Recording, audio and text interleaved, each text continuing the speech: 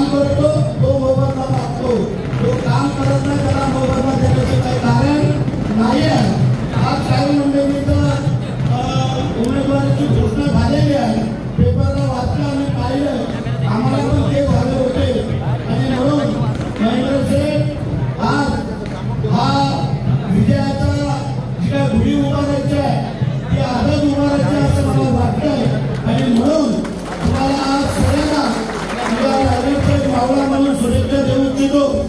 आता आपल्याला जी काय तुम्ही विकास कामं केलेली आहेत, लोकांना सहकार्य करताय, हे आम्हाला सगळं माहिती आहे. परंतु हे सगळं होत असताना तुम्हाला आम्हाला गप्प राहून पण चालणार नाही आहे, आम्हाला पूर्ण कल्पना आहे. कारण विरोधक वेगवेगळ्या पद्धतीने चर्चा करताय. महेंद्र माझी विनंती आहे की आपण होऊन आपल्याकडून काही वेगळी चर्चा करू नये. एक तुला प्रेमाचा सल्ला म्हणून, एक तुला सहकारी मित्र म्हणून घेऊ इच्छितो. वेळ त्यावेळेला आपण करूया काय करायचं ते.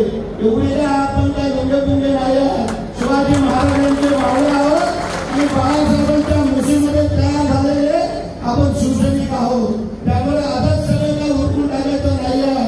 काय सांगितलं, शिकार कट्ट्यामध्ये आल्यानंतर त्याला वेळ घ्यायचा असतो, अगोदर गोळी बाया घालवायची नसते. म्हणून तुला सांगू इच्छितो, माझा सल्ला आहे की तुझा एक मित्र 3 वेळेला आमदार झालेला आहे, तुझी पहिली टर्म आहे, आता दुसरी टर्म आपल्याला पार पाडायची आहे. तो आम्ही काही सल्ला सांगतो तो पण पुढे घेऊन चालायचा आहे. कारण आम्ही सल्ला देऊ तो चांगला देऊ.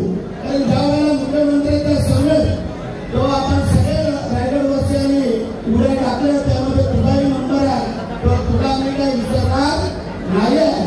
माझी विनंती आहे की आपले आमदार अलिबागचे आपले हनुमान शेठ आणि ते राष्ट्रीय कार्यकर्ते किंवा मगाशी जे काही नामवले करत होता ती अनेक मंडळी आज इथं पक्षप्रवेश करणार आहे.